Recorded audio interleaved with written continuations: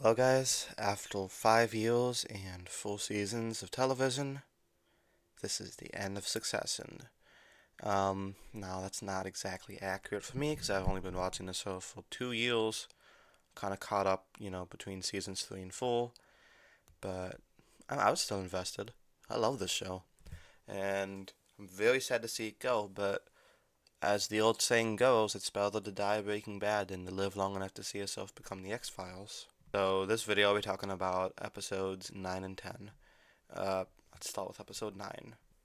I had chills for this episode from opening to close. It's very rare for a show to move me like it did.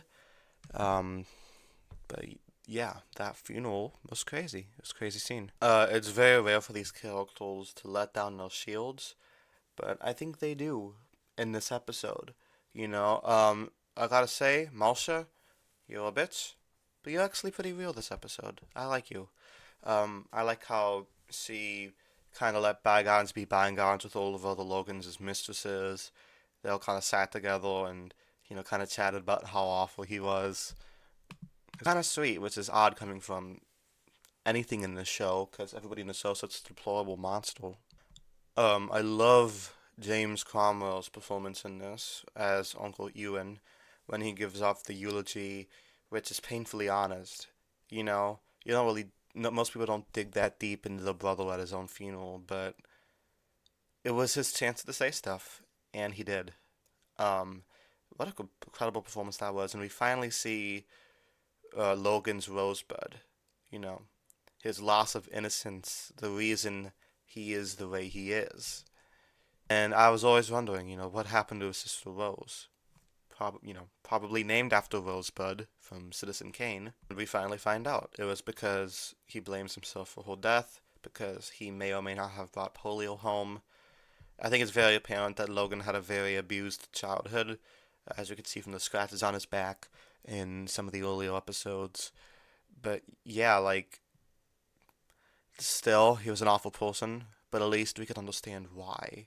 The cycle of abuse, because, as we all know, the Roy children are awful people. At least Connell's kinda nice, but those younger three, I don't want to be anywhere near them. But I think the whole theme of the succession is generational trauma like that. So the Roy's kids are the way they are because of their evil dad. He's the way he is because of the abuse he suffered. It's kind of the central theme of the show, I think. And Roman in episode 9 was spectacular. The whole opening of the episode, he's like, I got this. I'm going to give the best speech ever. I don't need to grieve. I already pre-grieved. And I think just being there next to Logan's dead body and after Uncle Ewan's speech broke him because it didn't go all according to plan. Uncle Ewan wasn't supposed to make that speech, and Roman's not the best at adapting to things, improvising. So he lost it. All those bottled up emotions he felt inside, it all came pouring out on national television, no less. So yeah, his performance was fantastic. I think the best way actors cry, well, like actors could cry as characters, is trying not to cry because we've all done that, and it kind of causes this panic attack. And I think it was very realistic, rather than actors just like, there's a difference. And Keelan Culkin nailed it. He he should win the Emmy for the season. Him and Shiv's actress Sarah Snook. It was a very haunting image, if you know what I mean. And in Kendall's speech, kind of shows that he's more like Logan. Even though he never felt the love of him as a child, he still likes Logan because he did what was good for the company. And it kind of shows that Kendall is going on the same path that Logan did. Yeah, back to Sarah Snook. She's like the master of facial expressions. How she could say so much without speaking, just by the look on her face, you could see everything. She's incredible. See the conflict, denial, grieving, her and Tom's relationship, everything surveils on her face, and it's so impressive. I like the scene where she talks to Colin Frank and she's like, "Hey guys, did was Logan a good person?" And they're like, "No." Like she really wanted it to be something more to it, but he was just an asshole. And I like Connell a lot in episode 9 because he's very, even though he says he doesn't need love and attention, it's very clear he does, but he just kind of wants to stay out of the game.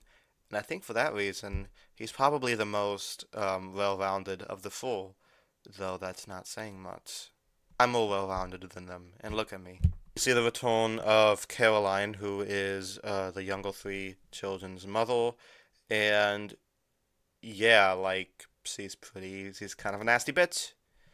And she's also the reason they didn't end up like that. Maybe if they had one good parent, they'd be fine. But two emotionally disconnected, selfish parents, not a good, not a good combination.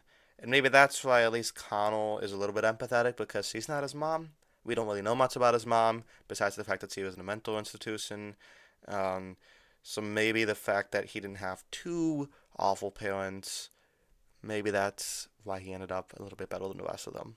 I love how as soon as she looks at Shiv, she's like, "Oh, you're pregnant," and she's not congratulatory because she knows that Shiv's is just going to be the type of mother she is because of the generational cycle of trauma. You could tell it's written by a British dude because it's a very cynical show.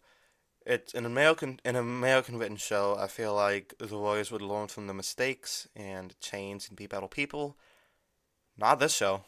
No, no, no. These guys are cynical. They'll never change. He'll never change. And I do like the Tom Shiv scene at the end. It's like they're never really gonna be fine, but I don't know with these two. Maybe they deserve each other because they're so shit. I love how like they're at the reception of the funeral, and like both Madsen, Alexander Skarsgård and Mencken, not Donald Trump. So they're like trying to solidify the deals, just working strategically, all the siblings, and he's not even in the ground yet, which, kind of is the entire season if you think about it. It just kind of shows that none of these people have any morals at all.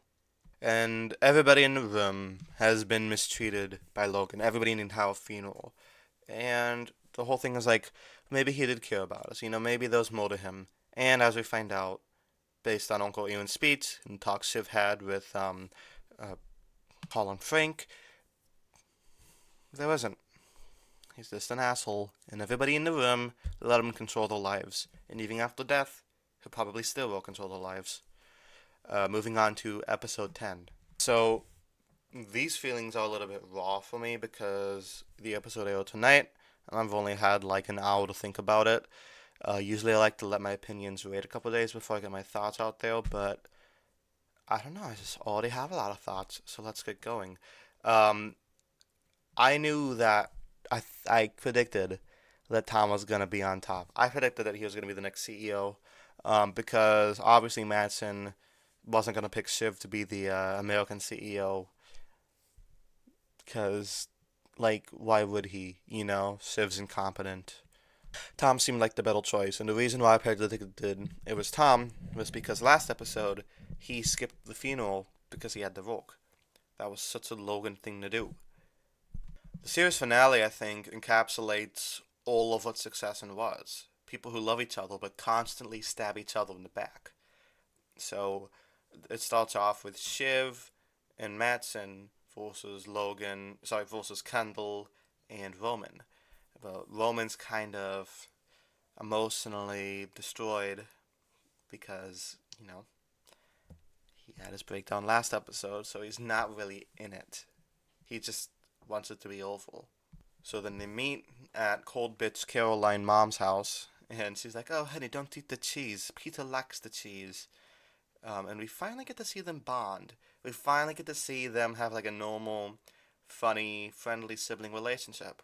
And at the back of my mind, I'm thinking, nope, there's still a half an hour left in this episode. That's not gonna stick. It's not gonna happen. I was right. So they're like, okay, you know what? Madsen is playing Shiv, so why don't they just, they'll stick together now, but who will be the CEO? They decide on Kendall. But Shiv kind of changes her mind about that. I think the reasons are left to interpretation, but let me just say a couple. One, Kendall's unreliable. He's a former junkie. And I feel like once you're a junkie, there's always the chance he could slip back into it.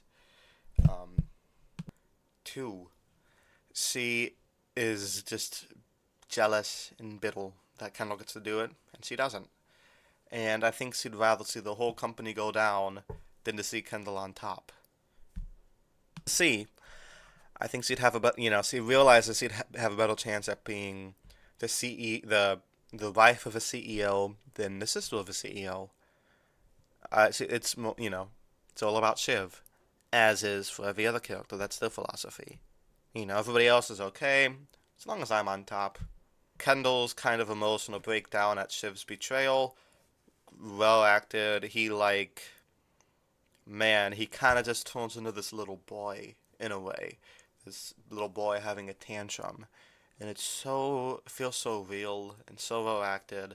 And he's like, my dad said that I would do this since I was 7, which kind of makes the whole situation tragic because he's wanted to do this his entire life. Literally, his entire life was built on this, and it's all falling apart. Um, I mean, yeah. It shows he let Logan define his life. It's like what the opposite of what a parent should do, right? So it ends with Shiv deciding to, vote against Kendall, and like Kendall's tantrum, he turns into Logan. He actually beats Roman, which is something we've seen Logan do. We've never seen Kendall do it, but Kendall actually does, and it shows that yes, he's become the worst part of his father. Probably not any of the good parts. I was fallen expecting Kendall to just jump off the building at that point, because he's lost everything. But yeah, so the series ends with Tom becoming CEO. He keeps Greg around because Greg's his little pet. Tom and Greg forever. You can't crack a few. You have to crack a few Gregs to make a Tomlette or whatever they said. I think Roman's just that last shot of Roman. He's just relieved that it's finally over. It's finally over. He doesn't have to worry about this anymore. It has a very K from The Godfather 2, this must all end. I think that was Roman in this episode. Shiv and Tom and Nicole, that was a great final scene with them. And Shiv realizes that the dynamic has flipped. She no longer wears the pants in this relationship. It's Tom. Now, personally, I don't really care who wears the pants in a relationship because they're both awful people. But I think it's interesting. Shiv always liked Tom because he's somebody who she could control. Somebody who would never be above her. But that's kind of flipped. Like I said, Tom's the CEO, and Shiv is just the normal housewife mom, and that's everything Shiv despises. So she's kind of in eternal torment now. Probably gonna be like her own mother, with being, very neglectful and just spiteful. The shot of them driving away. That's when I realized, oh, okay, we're never gonna see these characters again. And as much as much as I think they're awful people, it is kind of sad. In that final scene with Kendall, when he's looking out on the ocean, common motif for him, you think, oh, is he gonna jump? But then you see his bodyguard Colin behind him, who Logan, how does Kendall's bodyguard, so he probably won't be able to do it. Even in death, Logan has his guys watching him. And that's how the show ends. And it kind of had a little bit of an abrupt, that's the end of the show. Which I do like with shows. You don't have to have a huge fade to black. Yeah. That's the end. I think the only people to come up on top is, well, Tom, obviously. Roman, because he finally doesn't have to deal with this anymore. Connell, because he's always been out of the game. He's rich, he has a hot wife, and he's going to be, on the UN now for some reason. And probably Jerry, because she gets a lot of money, and she just gets to walk away. And I love how she made Roman all spooked. So yes, I will miss this show. But like I said, if it goes on too long, they'd stretch out the plot too thin, it wouldn't be the same. And I think that's what's going on with Yellowstone right now, because Season 5 of Yellowstone is rough. Yeah, let me know what you guys thought of these final 2 episodes. I'm going to give them both an A. spectacular writing. Just the ending, the main characters didn't get the ending they wanted, but I think they got the ending they deserved. Thank you guys so much for watching, and until next time, peace.